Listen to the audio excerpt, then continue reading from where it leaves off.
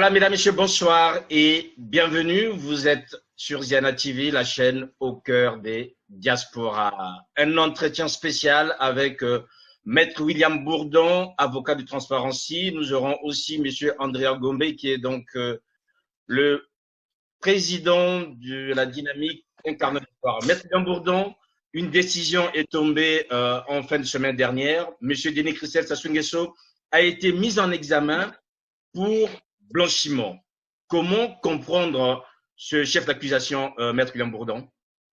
Écoutez, d'abord, il faut rappeler que cette aventure de Biam al-Aki, c'est un épisode que vous évoquez, il y en aura d'autres, a commencé en 2007 sur une plainte dont j'avais eu l'idée à l'époque en qualité de président de l'association Sherpa. Et ensuite, Transparency a pris le relais, mais au départ, c'est l'association Sherpa. Tous les dignitaires africains du clan Sassou, Bongo, Biam sont poursuivis avec des variantes, mais sur le fondement de d'une même infraction, c'est-à-dire le blanchiment. Quand on utilise les produits de la corruption, d'un détournement d'argent public pour faire des acquisitions luxueuses de biens immobiliers, c'est un placement au sens de la loi française, au sens de la loi internationale, pour dissimuler l'origine illicite des moyens de financement qui ont permis cette acquisition. Donc, c'est le fil rouge, c'est le fond commun juridique de toutes les personnes poursuivies dans ce dossier. C'est l'infraction de blanchiment. Voilà. Aujourd'hui, on sait concrètement qu'il y a des biens qui ont été saisis, des biens appartenant à M. Denis Christelle Sassou Nguesso. Maître, quelle va être la procédure une fois que M. Denis Christelle Sassou Nguesso est mis en examen? C'est quoi la suite exactement? Bon, d'abord, je rappelle que dans le volet Sassou Nguesso, il y a déjà eu un certain nombre de mises en examen. Wilfried, Edgar, Madame Inanga. Voilà, et puis aussi des ressortissants français qui ont mis leurs compétences au service de ce clan, décorateurs, d'autres professions qui d'ailleurs soulignent que ces opérations de blanchiment ne sont possibles que parce qu'il y a des compétences qui se prêtent contre rémunération à des opérations qui aujourd'hui sont sous le regard des juges d'instruction et du parquet. Écoutez, les choses vont suivre leur cours. Les avocats de Denis Christelle comme les autres vont faire tout un ramdam pour expliquer que c'est une justice néocoloniale, enfin tout ce genre de billevesées absurdes ou démagogiques, enfin, qui prêtent plutôt à sourire qu'autre chose, qui aura parfois totalement anachronique, mais en dépit des recours auxquels on s'attend, s'il vous plaît, dans un état de grande sérénité. Bon, un jour, le juge d'instruction clôturera la procédure et il y aura un procès qui se tiendra devant le tribunal correctionnel de Paris, comme s'est tenu un procès de Théodoro Obiang et comme se tiendra un procès du clan Bongo dans les années 2021-2022. En attendant, Maître, on voit que l'actualité sur cette question est assez importante en ce moment. Il y a des auxiliaires de justice qui sont mis en examen aussi. Nous avons appris donc Maître Jean-François Meyer et aussi Maître Jean-Michel Normand. Est-ce qu'aujourd'hui, vous pensez que la justice elle-même doit interroger ses auxiliaires par rapport à cette situation de Biam al-Aki? Écoutez, c'est pas moi qui décide, évidemment non, de la mise en examen de tel ou tel. Ce sont des juges d'instruction qui tirent les enseignements des constatations qui sont faites par les enquêteurs, constatations bancaires, vérification immobilière, vérification d'un certain nombre de flux. Et comme je le disais il y a un instant, dans le volet Obiang, il manquait ce périmètre français. Et d'ailleurs, ça permettait de façon assez cynique, au fond, un certain nombre de personnages publics en Afrique de dire, continuer à le dire d'ailleurs, c'est une justice néocoloniale. Bon, c'est pas tout à fait une justice néocoloniale puisqu'elle s'exprime contre des Français. Donc c'est important de dire que tous ces faits de blanchiment n'ont été possibles que parce qu'il y a eu des compétences qui se sont prêtées à ces opérations. Et donc les juges d'instruction en tirent les conséquences. Ces gens sont présumés innocents. Nous sommes dans un état de droit. Il leur appartiendra de faire valoir leurs moyens de défense. Ils le font déjà. Et puis à un moment donné, le parquet, le juge d'instruction trancheront et un procès aura lieu avec sans doute des compétences françaises qui seront, c'est une image dans le box aux côtés des dignitaires congolais. Maître Bourdon, Denis Sassou Nguesso a porté plainte contre Transparency International en 2016. Est-ce que cette plainte pourrait avoir un impact sur la procédure en cours? J'ai jamais entendu, bon, j'ai entendu parler de cette plainte. C'est Maître Viala qui en parle, hein, Jean-Marie Viala. Oui, écoutez, Maître Viala est un type gentil, mais ces effets d'annonce m'intéressent pas du tout. Voilà, ça m'intéresse pas du tout. Je pense que c'est de la communication pour faire plaisir à ses clients, mais en dehors de ce petit périmètre tout à fait restreint, je pense que ça intéresse personne. Plusieurs ONG travaillent sur ces questions, maître. Global Witness a mis sur la place publique nombreux documents et nombreuses enquêtes. Est-ce que vous pensez que ces documents et ces enquêtes mises sur la place publique ont eu un impact pour accélérer la procédure telle que nous la voyons aujourd'hui, maître William Bourdon? Non, mais ce dossier, c'est un puzzle de différentes pièces. Il y a le travail des enquêteurs qui constitue évidemment l'essentiel de la procédure. Évidemment, la réflexion des juges peut être alimentée par des rapports de grandes ONG comme Global Witness ou autres. Il y en a eu d'autres, il y en aura d'autres qui témoignent de la professionnalisation de la société civile mondiale et évidemment africaine. Les acteurs de la société civile aujourd'hui ont préempté des questions qui semblaient réservées à un certain nombre d'experts et ont montré qu'ils avaient la capacité d'être aussi crédibles, aussi convaincants dans un certain nombre d'investigations, de recherches sur des grands faits de prédation et de spoliation en Afrique ou ailleurs. Donc, évidemment, c'est tout à fait heureux que le débat judiciaire soit alimenté par le travail de ces grandes ONG. Oui, bien sûr. Maître William Bourdon, la suite de ce dossier, si on prend du côté congolais, notamment pour le public congolais, pour bien comprendre, aujourd'hui, Denis Christian Sassou Nguesso mis en examen, serait-il tenu de venir se présenter devant la justice française? Serait-il convoqué dans les jours qui viennent? Comment ça se passe, maître? Je n'ai pas connaissance. Il a été mis en examen, il a pris des avocats. Je n'ai pas connaissance du calendrier des juges qui ne le partagent et le partageront pas avec moi. Il y aura forcément un interrogatoire au fond à un moment donné. S'il s'abstient, il s'abstiendra. Il prendra ses responsabilités. Les juges en tireront les conséquences. Dans le procès Obiang, le box était vide, il n'était représenté que par ses avocats. Évidemment, quand on se présente pas devant ces juges et qu'on envoie ses avocats, c'est un travail de pilonnage sur la procédure, tout en multipliant les manœuvres dilatoires pour essayer de paralyser, retarder le procès.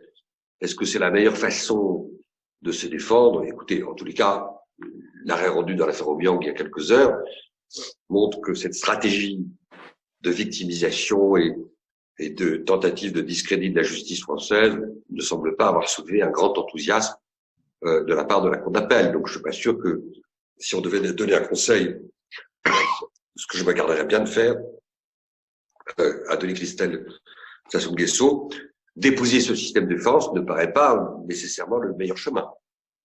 Cette procédure, maître William Bourdon, date de plusieurs années. Est-ce qu'aujourd'hui, on voit le bout du tunnel ou encore le chemin est long? Écoutez, à l'époque, moi, quand j'avais déposé cette plainte, jamais j'aurais pensé que plus de 10 ans après, on en serait là, avec un arrêt rendu par la Cour d'appel qui condamne, qui aggrave la condamnation rendue en première instance à l'encontre de Théodore Obiang. Et jamais j'aurais pensé qu'une ribambelle de dignitaires congolais aurait été mise en examen, y compris pour le plus important d'entre eux, Denis Christel. Et jamais j'aurais pensé qu'un notaire, deux notaires d'ailleurs, et peut-être demain d'autres acteurs pourraient être mis en examen. On a été finalement, par rapport à la temporalité judiciaire dans ces gros dossiers, plutôt assez vite. Et la justice française, après un démarrage un peu compliqué, a répondu présente à sa mission.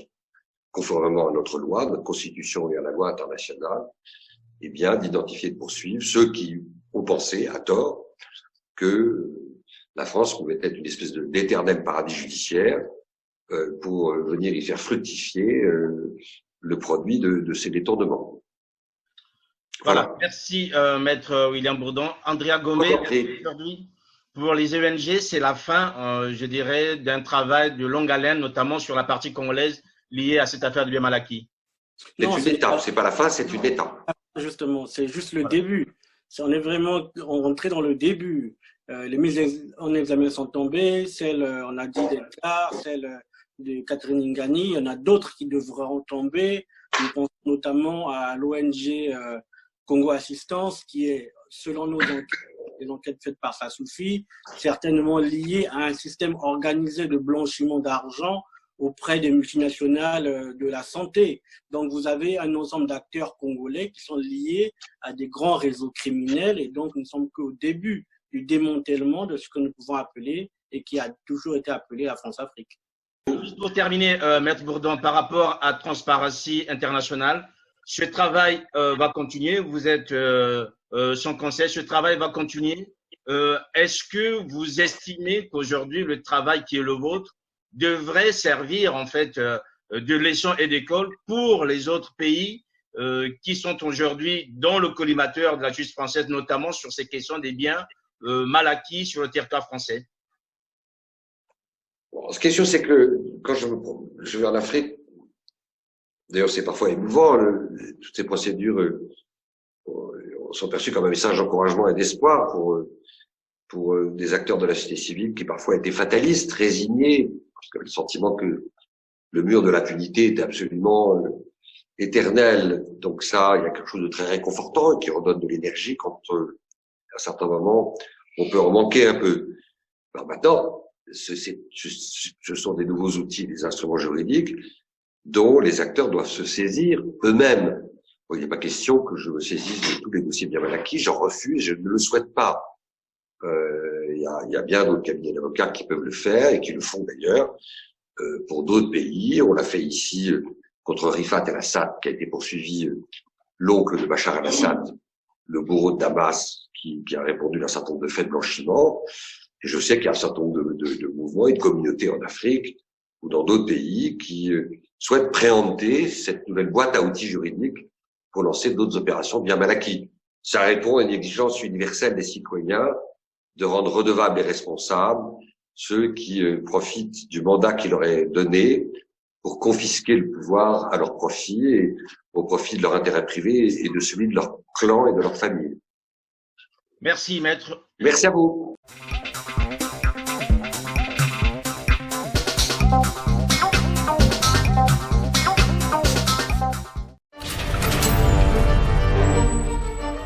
Faut pas blaguer des Ziana TV, il n'y a pas de Ziana TV, la chaîne qui nous redonne de l'espoir. Ziana TV, c'est la chaîne qui nous accompagne au quotidien. Ziana TV, c'est la chaîne qui te dit vas-y on avance, allez, allez, on y va ensemble. Ziana TV, faut pas blaguer des Ziana TV, il n'y a pas de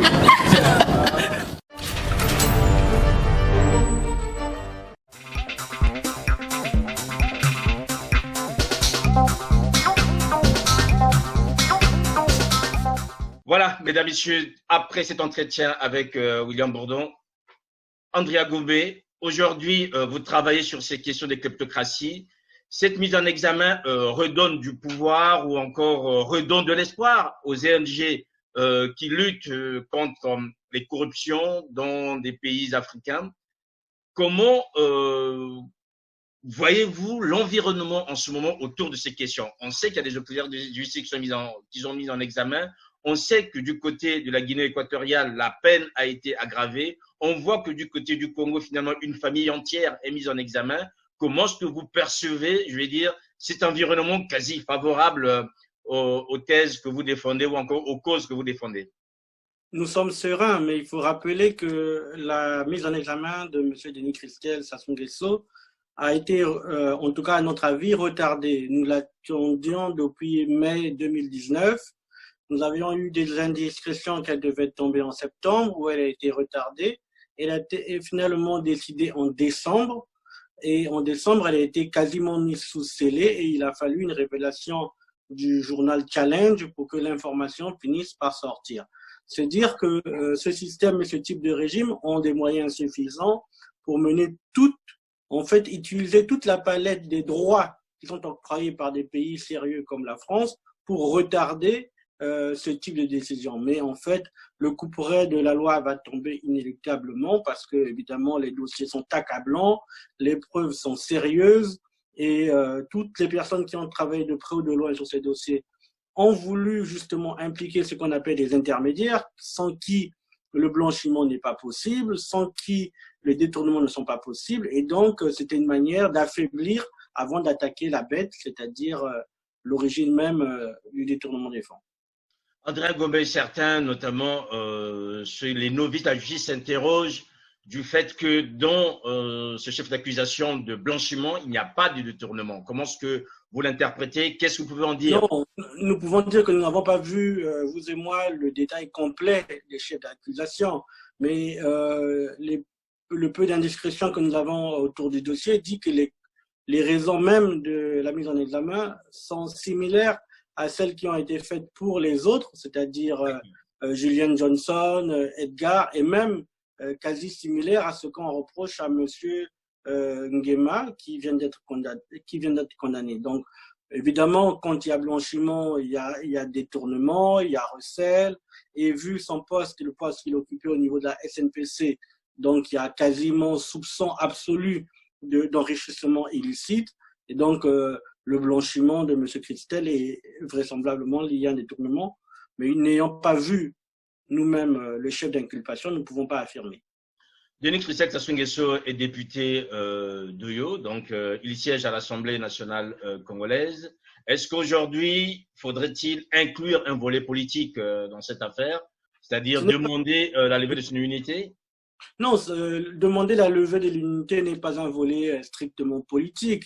Parce que si c'est un dossier politique, c'est qu'il y a des arrière-pensées politiques pour éliminer M. Denis Christel Sassou Nguesso. M. Denis Christel Sassou Nguesso étant citoyen congolais, il doit pouvoir se défendre librement devant la justice, y compris la justice française qui l'accuse. Et le code déontologique de toute assemblée veut, notamment nous qui sommes des assemblées de tradition française, pour le dire crûment, de tradition latine, quand on est mis en examen, on doit pouvoir aller se défendre et donc démissionner de son poste, enlever son immunité, et c'est quasiment la règle dans toutes les démocraties qui se respectent.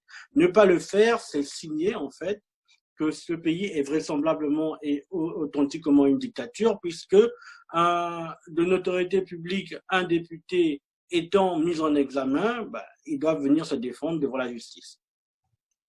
Voilà, en attendant qu'ils se défendent, quel message aujourd'hui, André Ngombe, pour les ONG, notamment celles qui sont au Congo? Nous savons qu'il y a une plainte qui a été portée contre Denis Christel Sassou Nguesso et sa sœur Claudia Sassou Nguesso pour détournement aussi, suite à l'affaire de l'appartement du Trump Tower. Est-ce que vous pensez que les organisations de la société civile congolaise devraient redoubler d'efforts aujourd'hui par rapport notamment ou encore voir une lueur d'espoir par rapport à cette mise en examen ici en France?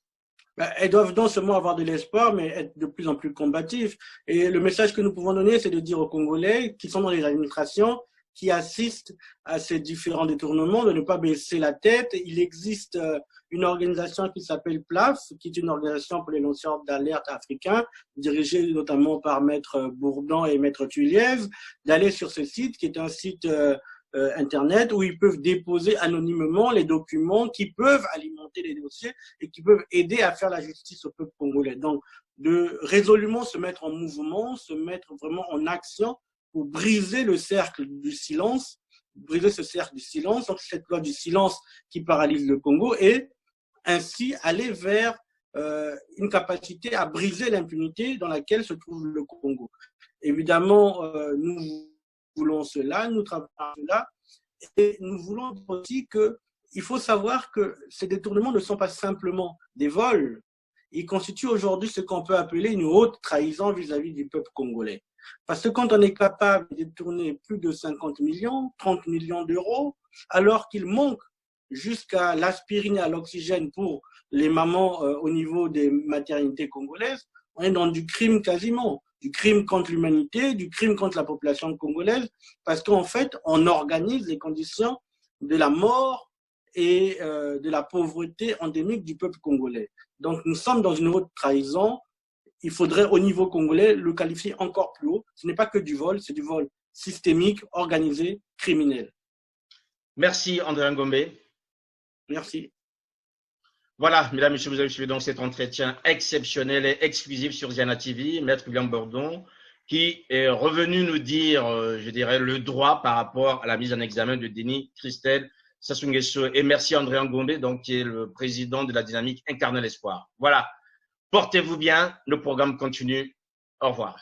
Au revoir.